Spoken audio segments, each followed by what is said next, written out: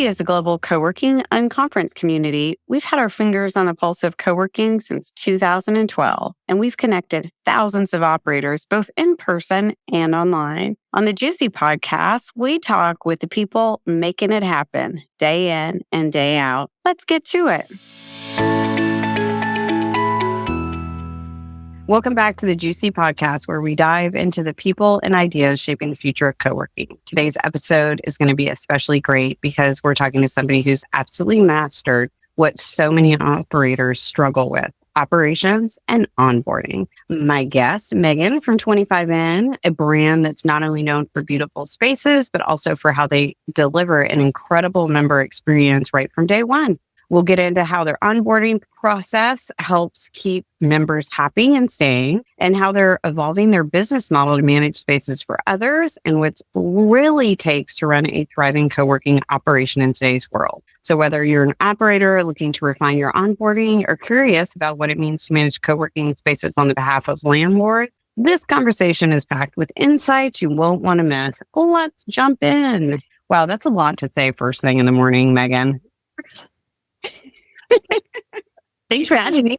I was a little tongue-tied. How are you? I'm very well, thank you.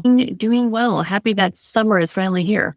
Oh, it is here. It is fully here in Austin, Texas. Okay, so my new obsession this year is morning routines, because I think my morning routine sets the tone for my whole day. And I meditate and I read and I get up early and blah, blah, blah. And so I am fascinated about other people's morning routines. So turn me on to your morning routine, whether it's I jump out of bed and run out the door, or I do these 35 things. I'll love that for you. That is not me, for sure.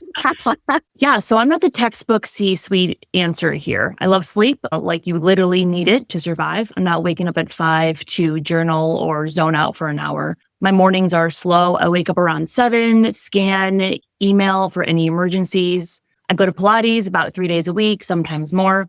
And then when I get home and have an obnoxious over-the-top coffee routine that had like 6 steps, I have 4 different appliances to make myself coffee every morning. Whoa. And then I'm making myself breakfast, good protein smoothie, all that. So good sleep, good food is what I need to have a good day.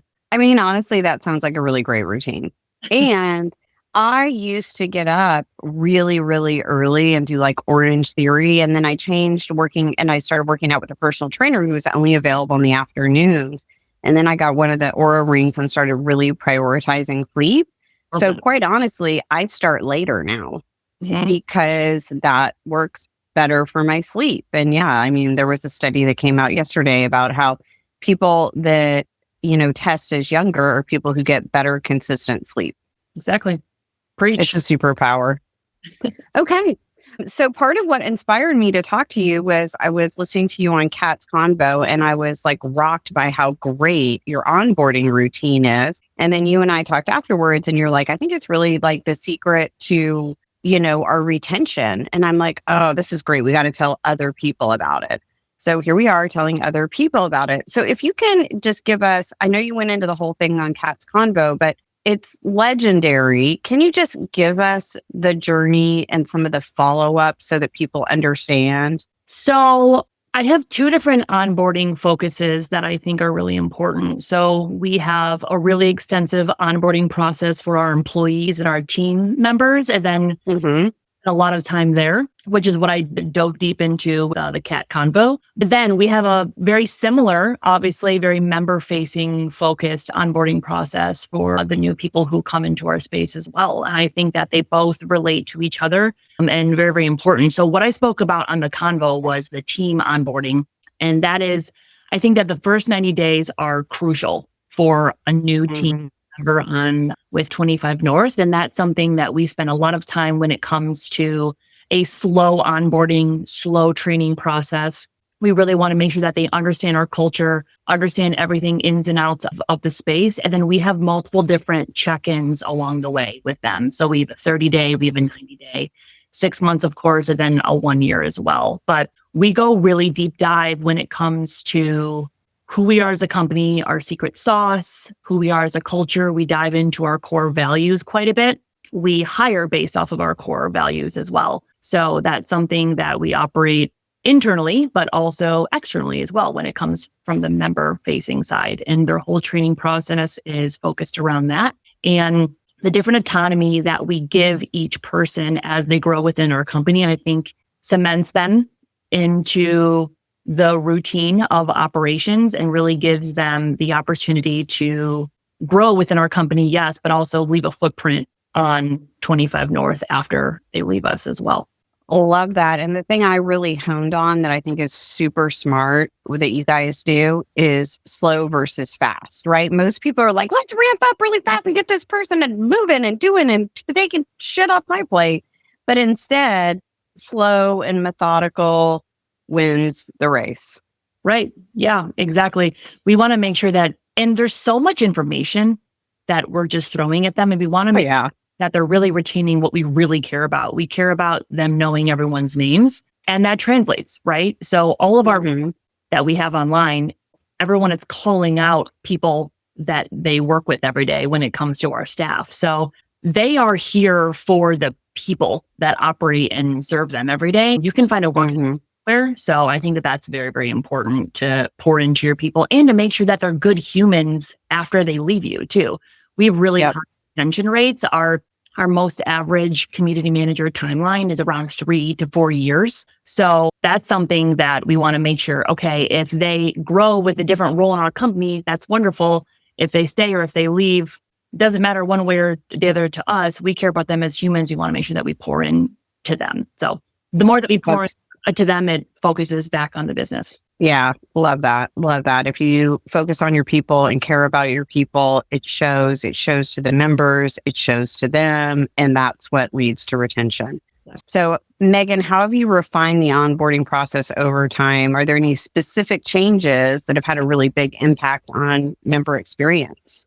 Yeah. So once our team is onboarded and they feel like an integral part of the culture and 25 North in general, it's something that they want to live and breathe 25 North as well. And they want to make sure that our members have a really good experience. So I would say that the member onboarding process starts from the very first touch of their journey with us, which is marketing or any kind of brand view. So our voice online is very specific and new members can get a glimpse of who we are as soon as they discover us. Then it moves to a sales process, which is again, very relationship based.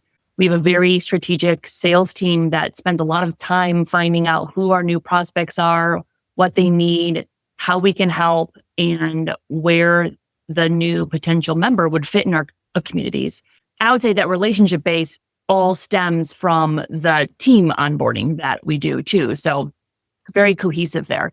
And then throughout the onboarding journey, members are meeting multiple people from different teams, different departments with us throughout the whole process. So this journey can show them that our team culture is strong, and no matter who they talk to, they're taken care of. Love that. And how many locations do you guys have now? We have 6 right now, working on a 7th. Amazing. And then one of the things that always intrigues me is how you deliver a consistent high touch onboarding experience across multiple locations. Like it's easy at the home location, but how do you ensure that happens? Because you guys are across the country. Yeah. We're in 2 different markets right now and hopefully going to be expanding to more. So yeah, we have an off-site onboarding team located on our Geneva location out in Illinois. So those 2 people onboard all of our members across all of our locations. Now they do stuff, but we have different departments that touch the onboarding process. So our finance team will touch it. Like I said, our sales team will touch it. The offsite team is located in Geneva.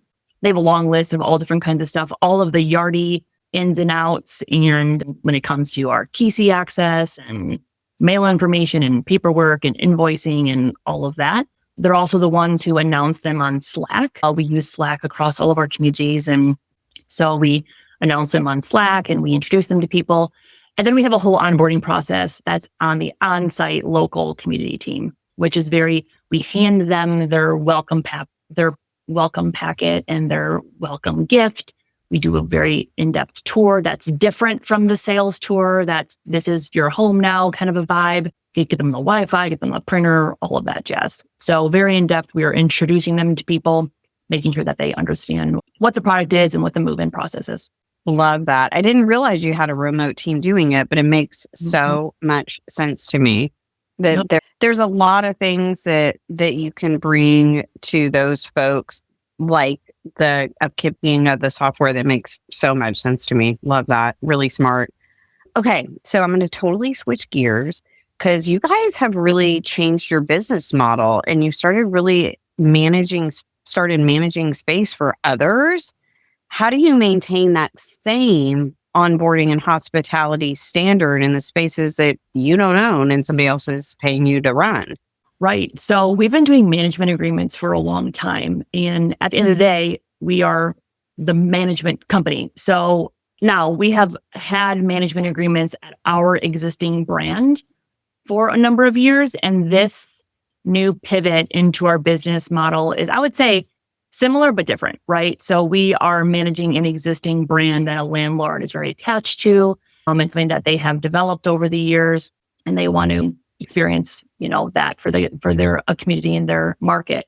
So I've had a lot of different conversations with our team about this, and 25 North is the brand of taking care of people. So no matter what the logo is on the door, whoever walks in can feel who we are and the service that we provide.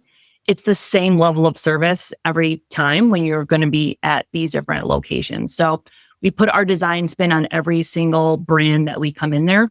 Then we're actually designing brands for people as well. So we just opened up a new brand in Schaumburg, Illinois, and he just wanted to do a white label thing. So that's something that we're doing for him. And that's a Powered by 25N model. All of these have Powered by 25N at the end of it. So everyone kind of knows that we're there and who we are, and we have our name tags and all of that.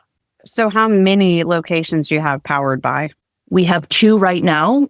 At one point, we had 2 in Alexandria, Virginia. That was a short-term agreement anyway. So that we had out there, the landlord had had it open for maybe a couple of months and then bailed pretty quickly. And then we actually met them at one of the conferences. And that is something that we jumped in, took over their brand, ramped it up, got it going, hired, did the whole thing. It was about a 2-year contract. And then we gave it back to the landlord, which was part of the plan. So that's something that's possible too.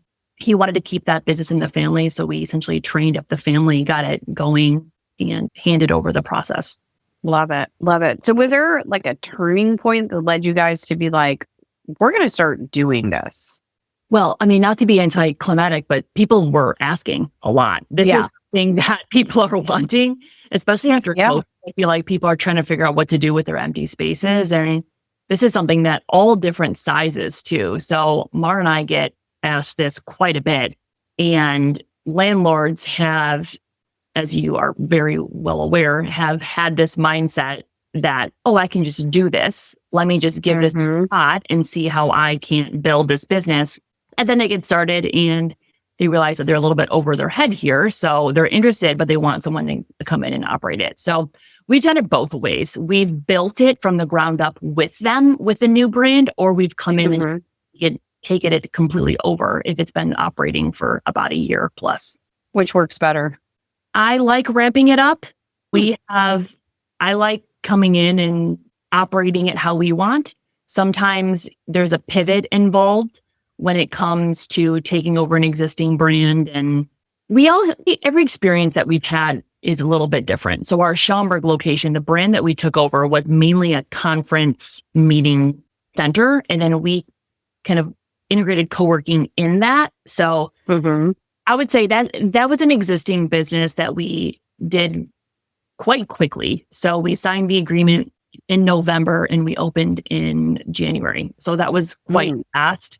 So hiring operations and really digging in how we wanted to operate this new model for us and for the landlord. So that's something that was a little bit of a pivot there, but we like building it. We like building it's fun. From the ground up. Right. It's our wheelhouse too. Actually thinking about and partnering up with some different locations as well on the West Coast about taking over their existing brand and not really taking over, obviously, but collaborating, operating, partnering with, to align ourselves with them. Yeah, I do some consulting, but not a ton. And one of the things we were always asked was like, but would you operate it? And I was like, no, I won't. So here's who I can send all those people to, which is great. Hey there, if you're in the co-working and flex space industry, or even just curious about it, you need to be at GC. We've got 2 amazing events lined up for you. First up, GCUK, happening this October in London. Tickets are on sale now and the lineup is looking incredible. Can't make it across the pond? No problem, we've got you covered. GCUSA 2026 is headed to New York City and we'd love to see you there. At both events, you can expect expert-led sessions, small group roundtables, a vendor expo, and non-icky networking. We've got drinks, dinners, after-hour hangouts, and tours of the coolest co-working spaces in town. It's where the future of work meets real human connection. So, what are you waiting for? Head over to juicy.co to grab your ticket today. We'll save you a seat. So operationally, what's different about running a managed space for a landlord versus a wholly owned 25N? And what are some of the key learnings along the way for those that are thinking about doing this? Yeah. The biggest difference for us is sometimes we're not the ones who design the space. We design our spaces specifically for 25N operations. So there's obviously a big separation there. However, it's something that our processes and our procedure and our culture and our brand filters itself through whatever kind of space. And the level of service and hospitality that we provide can be laid over top of any floor plate. So that's something that very well. And I would say the biggest difference or maybe challenge is that some landlords who have asked us to do this have wanted to do this on their own, but then have since struggled. So once we got involved, they also want to be involved when it comes to strategy and growth. And we want to honor that and hear that. But sometimes, that is a challenge, right? If you have a completely different industry and they're not in all of the ins and outs as we are. So a little bit of a different that takes a refined skill, which definitely we have worked over quite a bit. And that lands pretty much solely on my plate and Mara's plate. We work directly with the landlords and the partners. Yeah, that makes sense.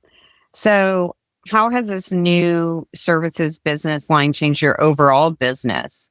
How do you now think about the revenue mix, the service scope, and where you want to scale? Yes. So we're still very focused on density for our collection of businesses, no matter if it's a sole 25 North or if it's a brand for someone else. We want to make sure that we still have density. So right now we're in Chicago burbs, we're in Dallas area, Waco as well. So we want to focus there. We're certainly not interested in a one-off location in the state that we're not in. So that's still, because no matter what the brand is, our team is under the same umbrella, no matter which company they work for. Yeah. So, and as I said earlier, our onboarding team works with all of our locations. So we're a very spread out collaborative team. So that is something that we're very focused on. And so this is just a new business arm that we're adding to our arsenal. And it's something that we are sorting out as well. So if we see buildings or areas that we're very interested in that balance out our existing properties, we will go have conversations with the landlord and we find that it's actually a need for them and it's something that they're very interested in. So we want to activate space that has been vacant for a while. So that's something that we're focusing on. And it's been a struggle for landlords for quite a few years here. So yeah.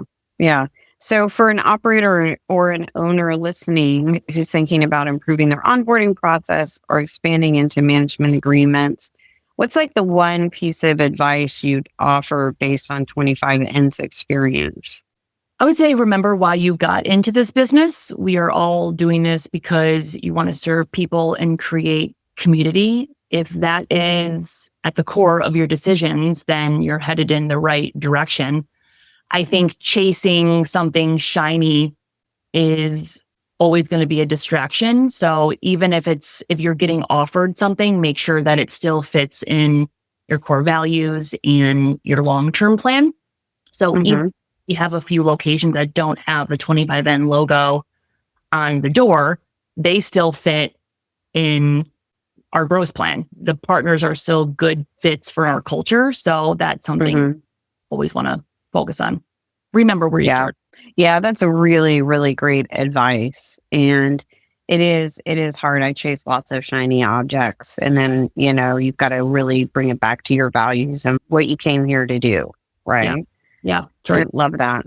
Okay. I have no idea where the time went because we're almost out of time, but I want to leave extra time for this one because I think this one's really fun. And this is where we go back to you as a human. So I want to know where 12-year-old Meagan was in the world. And if you could go back and tell her one thing about the future, what would you tell her? This question kind of makes me a little emotional. I think I'll tell her two things. It's designed to do that.